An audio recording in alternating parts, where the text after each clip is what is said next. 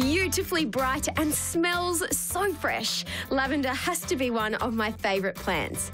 And what could be better than one lavender bush? 1,000! This is our farm at Murray Bridge. This is where we grow all of our lavender. We harvest it here, distill it here and make all our products. Our products range from skincare lotions, hand and body lotions, soaps, face creams, lip balms. Lavender likes full sun, so anyone that's got a decent amount of sun during the day, they can usually grow lavender. Don't overwater it, don't over-fertilise it. And once it's established, it's pretty resistant to most diseases and pests. The plants have only been in the ground for about 4 to 6 weeks. We're about ready to put some mulch around them, and then we'll be taking the flowers off that are there, and we'll be harvesting them in a year's time. Rhonda grows commercial lavender, so harvesting comes around once a year, unlike other lavenders that flower all year round. What I'm going to do is I'm going to show you how I harvest a bush.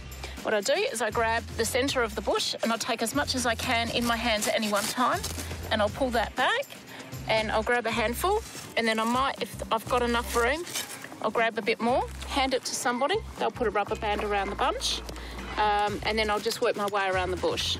As you can see, this is a very hands-on job and requires a lot of patience and commitment to harvest the entire crop. What we do after we've harvested the lavender, we bring it up here in the trailer and then we'll lay it out over the top. We use this veranda because it gets the late afternoon sun, and then we cover it up to make sure that no direct sunlight gets on the lavender. That helps hold its colour. It takes around a week for the lavender to finish drying out, and then it's time to strip it down. Because we have so much lavender, we found an alternate way rather than hand stripping, and it's just using an upturned bicycle, and we just shred the lavender through there, and out the other end will come all the heads. We'll just grab a couple of handfuls of the dried lavender that we've just stripped, and I'll put it in this sieve. And this is a coarse sieve, and this will take all that leaf material away and leave us with a dried flower underneath. So this is the dried flower that we're going to discard. I'll take a finer sieve now.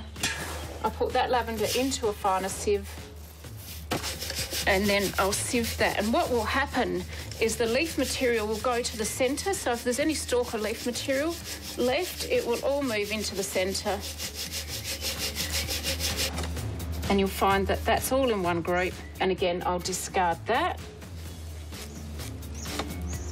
And underneath, in the sieve container, you'll find some fine black seed, and we'll discard that. Now that's it. What we do then is we'll store this lavender in a box, and before we go to use it, we'll sieve it again in this sieve, at least once, possibly twice, depending on what we use it for. So that's the process of harvesting and preparing lavender for different uses. The only thing left to do now is to use it, starting with Rhonda's lip balm recipe. It's really quite simple. You can make it at home.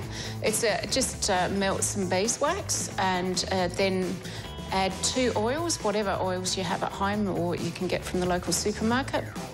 There we're going to melt all of those down, blend them, let it cool a little, and once it's cooled a little bit, then we'll add the lavender essential oil and then pour it into the pots. And that's a basic lip balm recipe that anyone can make at home.